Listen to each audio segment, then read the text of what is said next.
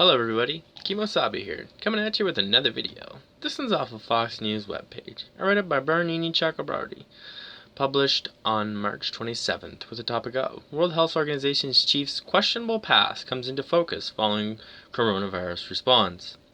The head of the World Health Organization, in charge of making life or death decisions on a grand scale, has been accused of covering up cholera epidemics, supporting a terrorist organization, and inflating his resume to claim he conquered malaria and HIV.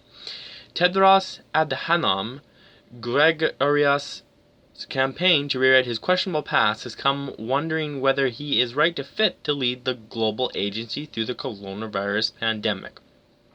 Tedros is the second to last person who should be heading the World Health Organization at this time, Foreign Affairs expert Gordon Chang told Fox News.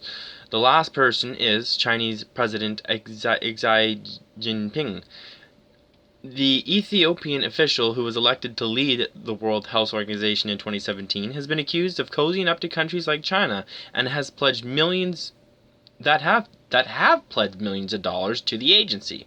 Last week, Tedros applauded Xi for his efforts to contain and control the novel coronavirus that is widely thought to have originated in Wuhan, China's seafood market. For the first time, China has reported no domestic COVID-19 cases yesterday.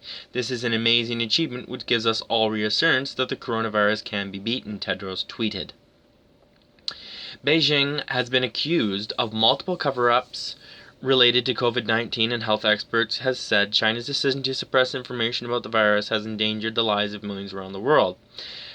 Tedros permitted Xi Jinping to make public health decisions for the World Health Organization, and that slowed down the global response to the coronavirus outbreak at crucial moments, Chang said. Moreover, Tedros, by making comments supporting the totalitarian form of rule over democracy, made himself a part of Xi's campaign to bring despotism to the planet. Democracy should defund the World Health Organization if Tedros stays. Earlier this week, Tedros praised President Trump for his leadership skills in addressing the global pandemic. Despite the compliments to China and the United States, the number of cases has skyrocketed. As of Friday, 542,788 people have tested positive for the coronavirus. Of those, 24,261 have died.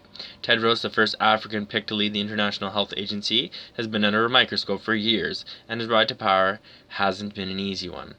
He landed his current job after 3 rounds of secret ballot voting, where he knocked out Dr. Sania Nishtar of Pakistan and Dr. David Nabarro of Britain. Just ahead of the vote, Tedros was accused of covering up 3 cholera epidemics in Ethiopia, where he was health minister. Tedros denied the allegations and claimed they were made up as part of the last-minute smear campaign against him. At the time, Lawrence Gostin, the director of the O'Neill Institute of National Global Health Law, called out Ethiopia's long history of denying cholera outbreaks even as they were going through them, and said some of those outbreaks took place on Tedros' watch. Gostin said he went public with his concerns because he feared that Tedros, at the helm of the World Health Organization, the agency, might lose its legitimacy.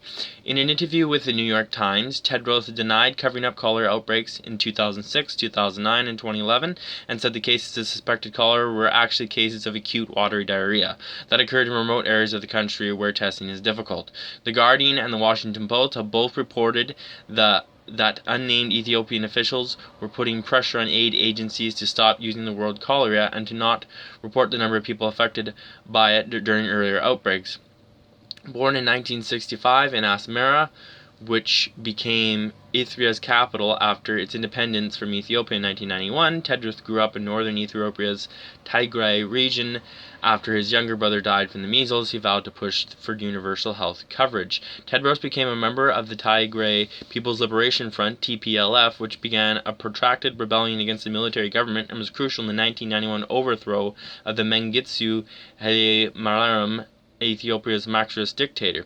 The victory resulted in swapping out an Amhara-dominated government with one led by Tigray leaders, which led to more than a decade of conflict. Journalist Abedi Ghegreyesus claims Tedros was one of the top 3 members of the T.P.L.F. and that the party is ultimately responsible for all the corruption, killing, torture, mass detention, land grab, or displacement, he wrote in the Ethiopian Registrar. The United States Department has categorized T.P.L.F. as a terrorist organization due to its violent activities before it became part of the ruling coalition of the government of Ethiopia in May 1991. Ghegreyesus has also accused Tedros of using a US-based lobbying firm to inflate his regime.